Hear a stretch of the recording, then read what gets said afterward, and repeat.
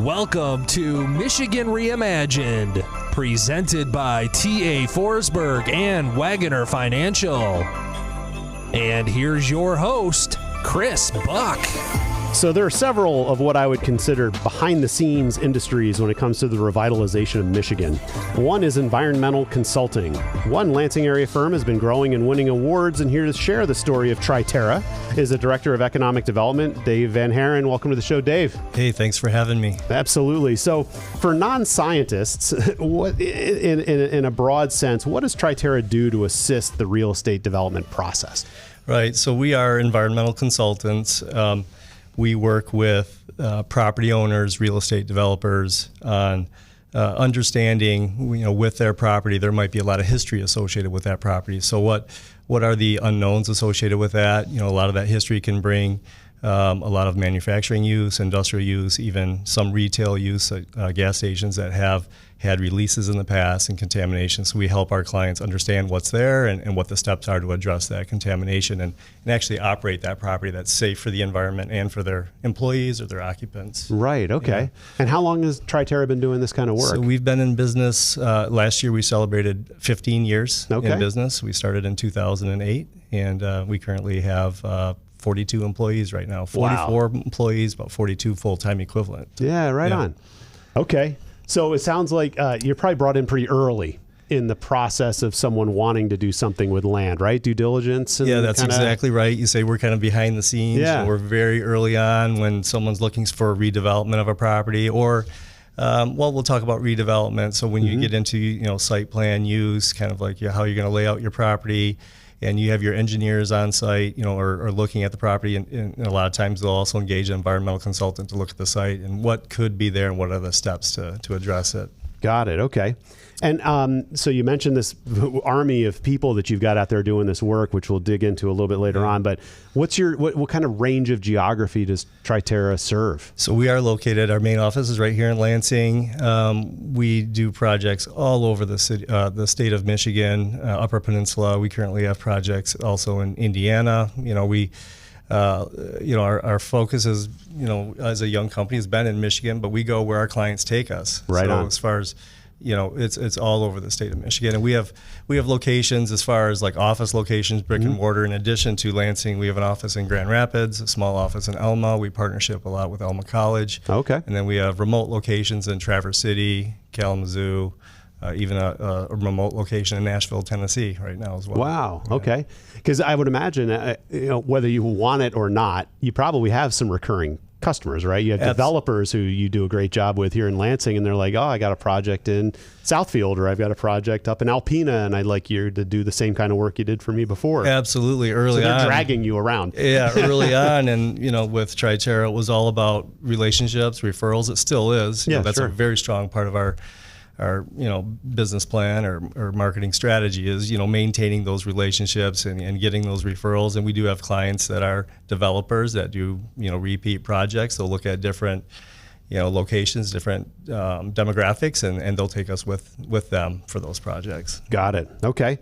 So, we mentioned the number of people that you have, but just for our audience who kind of now has a general understanding of what your company does, what kinds of roles do these employees play? It's like, well, we got a team that does this, we have a team that does that. And share with us kind of how that works. And we're divided up into 6 main service groups within the organization. Due diligence is one of our primary groups. That's environmental due diligence. That's when you're looking to acquire a piece of property or redevelop it.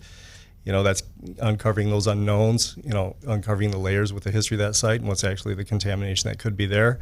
In addition to due diligence, we have an investigation remediation team. They work on more of your legacy contaminated sites. An example of that would be a former gas station property that had underground storage tanks that the process to get regulatory cleanup at that site might take a considerable amount of time. So we have a group that's just focused right on so that's not your redevelopment type site, but more your legacy environmental contamination sites.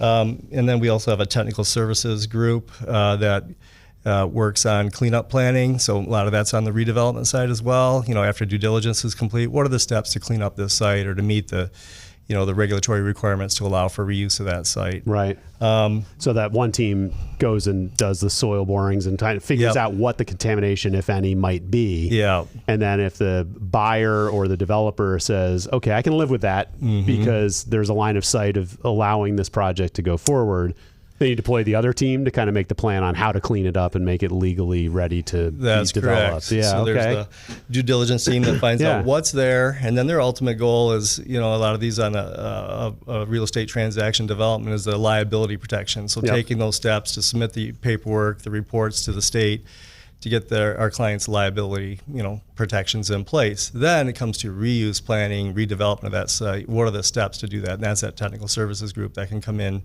as part of that process on the cleanup planning, or what's called environmental response planning program. Right.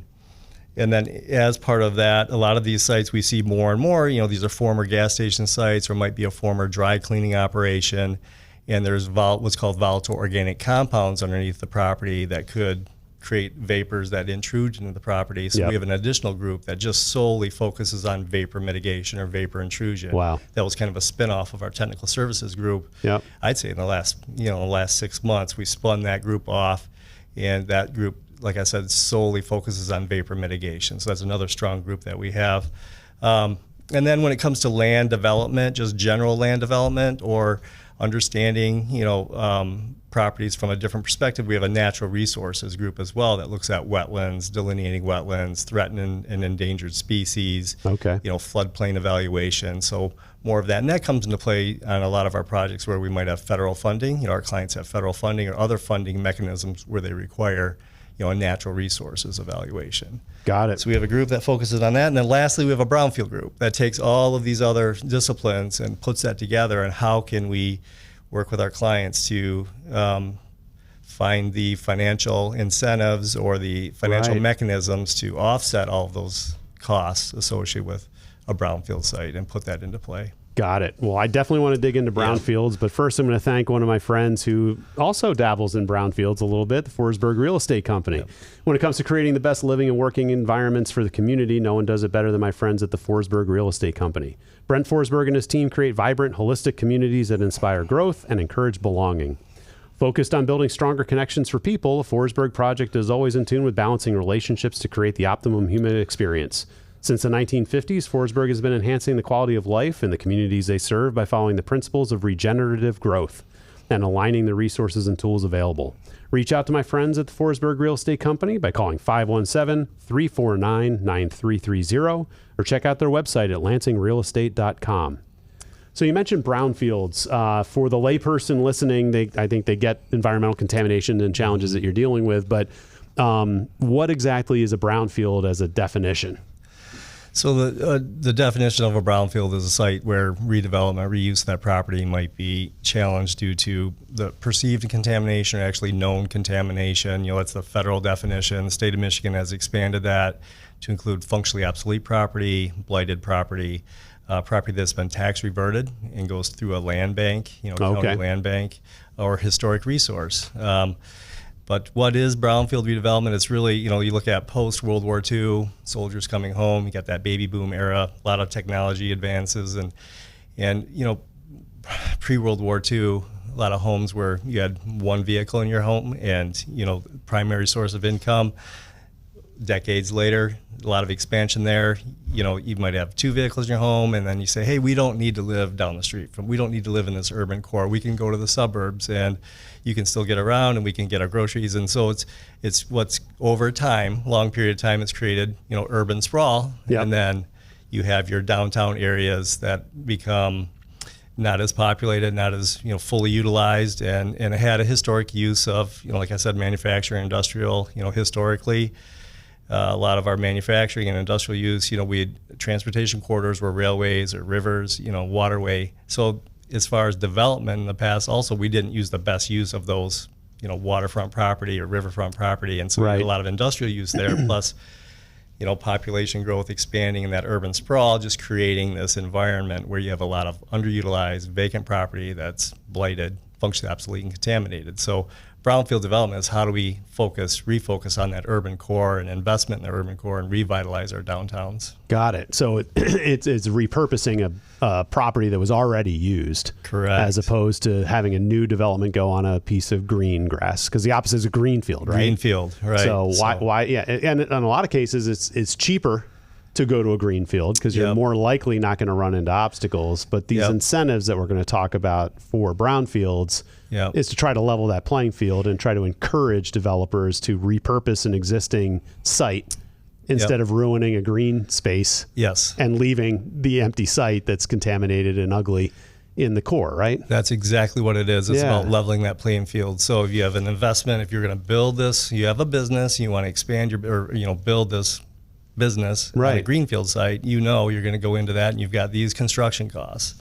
On a brownfield site, there may be a former building there that has asbestos, mold, underground contamination. So it's about leveling that playing field of the investment you'd make on a greenfield versus on a brownfield, and then how you can promote that investment downtown on that brownfield site. So I can build it here, or I can build it here, and this one's going to be $5 million more. Yes. So why would I do that? Well, but the municipality wants them to build there. Because we'd rather have infill development than sprawl. Absolutely. Fantastic. Okay. So how does TriTerra engage with helping development projects with brownfields?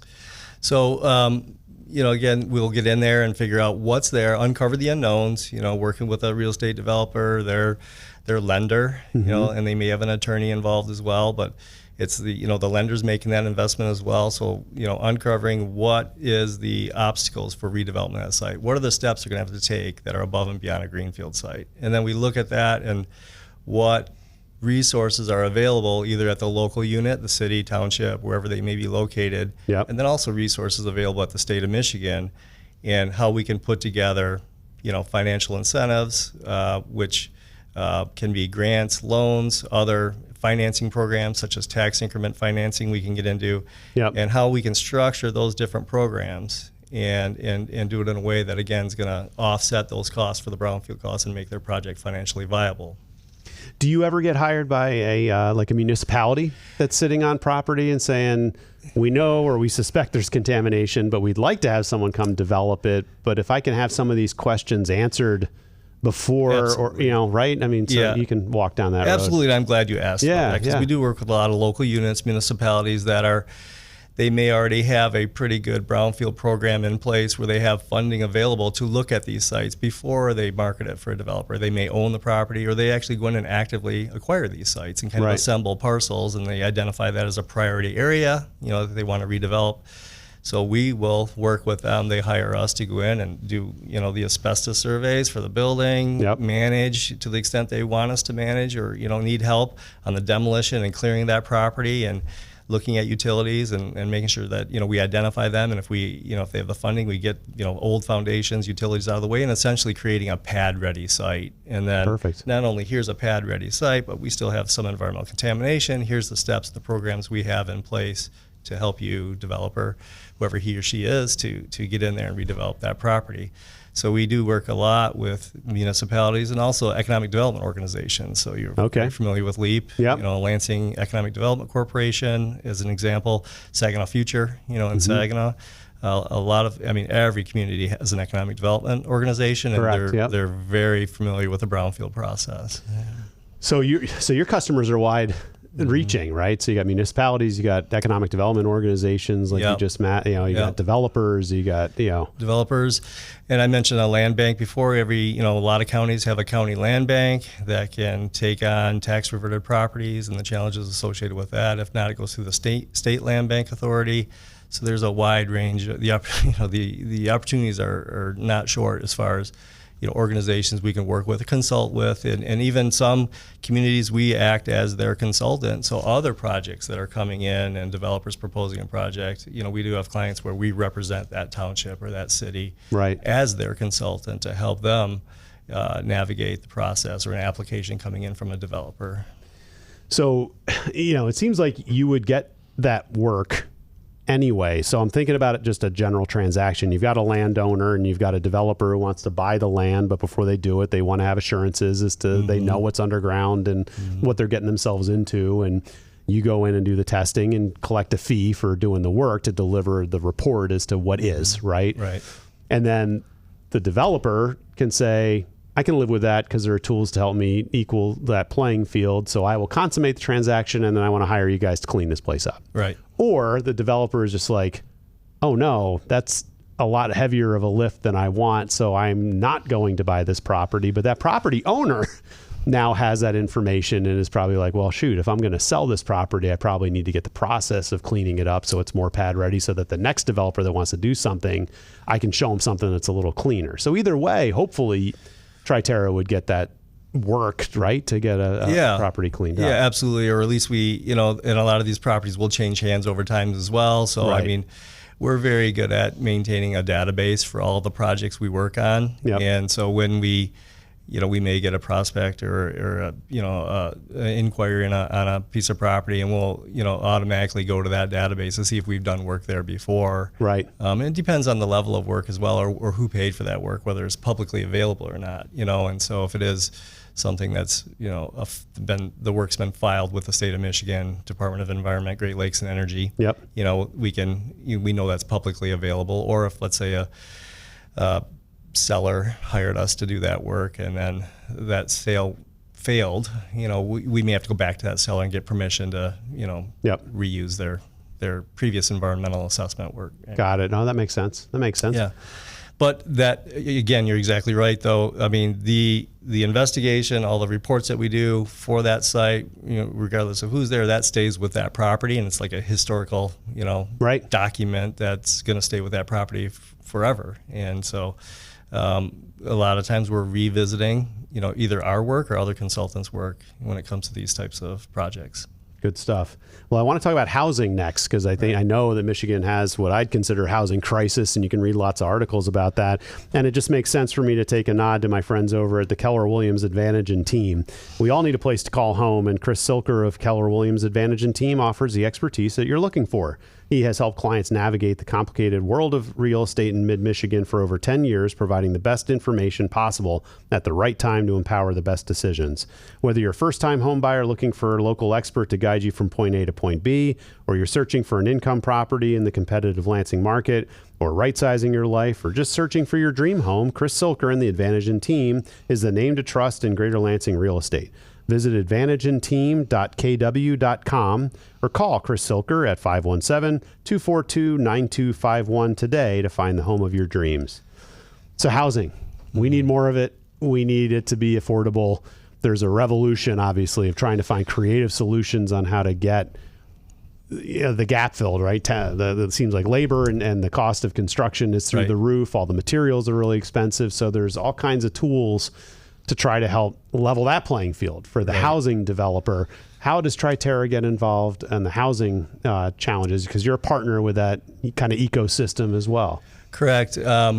And it's all tied to brownfield redevelopment. So that what we've been kind of talking about. Yeah, the main incentive for brownfield redevelopment is using future property taxes to finance environmental cleanup. So it's called tax increment financing. Got it. So that's been in place since '95 in the state of Michigan, is brownfield tax increment financing. So you make your investment. Let's say you put $5 million into this property at redevelopment, and you've got $500,000 in costs. That increase in investment will create new property taxes, and a portion of that can be captured to reimburse the developer for the costs of their building demolition, environmental cleanup, asbestos abatement. Right. In the fall of Which is nice because the municipality or the landowner or whatever doesn't have to write that big check to get that done first. I mean, obviously Correct. It needs to be done. Yes. But you can lend against that because they know that you'll get that money back. You can basically lend against it, and it's a performance-based program as well. You have to make that investment to create the taxes to allow for the reimbursement of those costs. So if that property owner developers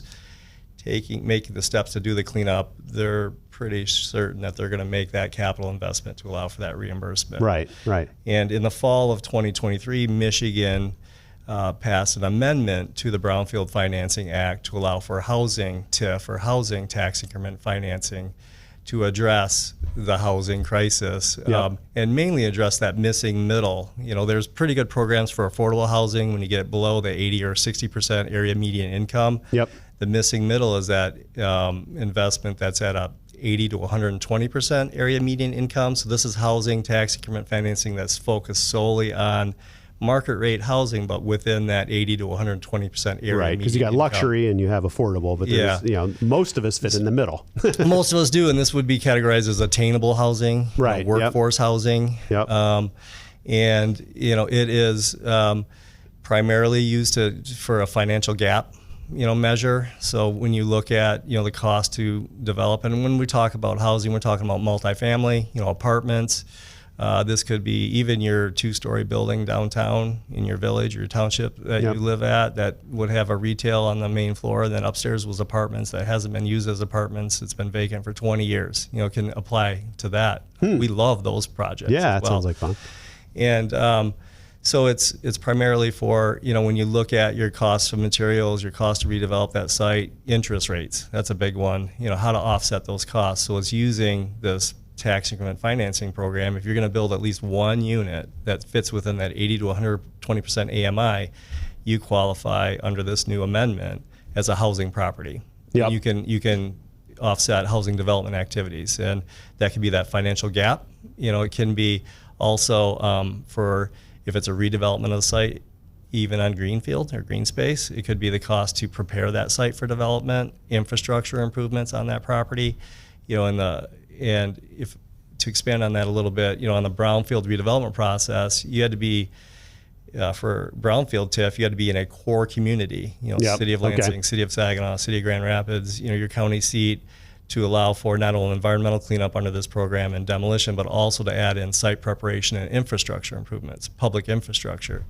With this amendment in the housing TIF, you can be in a non-core community, your surrounding townships or your village, and have a housing project and use this housing TIF program to also address infrastructure improvements and site preparation. So it's just an expansion of the eligible activities, I guess they call that, right? It's a big time expansion, and we are finding out it's not, it's very big for the bottom line for a lot of our clients, but it's not everything. It's so complicated nowadays and costly that you still have to layer multiple programs and multiple incentives to make it work, but this is a very big impact towards building more attainable workforce housing. Right. Mm-hmm. Fantastic. Well, so if nothing else, if some of this science went over your heads, I think, Dave, you did a great job of explaining to the layperson in our audience, about who TriTerra is and what kinds of services you can provide. So at the end of the day, if you're listening and you have any kind of property needs or development opportunities or things that you want to do out in the world that require real estate and assessments, and it seems like you guys can guide people through what is and consult them as to here's the path you're about to go down, or here are some doors that you can open. Yeah, absolutely. Help them with that. Yeah, we love to do this work, and we love to see the before and after and make an impact. And our motto is building healthier communities, right? So makes sense. And that involves so many steps in the process, and we are one of those steps in that process. Right on. Is there anything I haven't asked you about that you want to share with our audience before we wrap up? I think I'm good.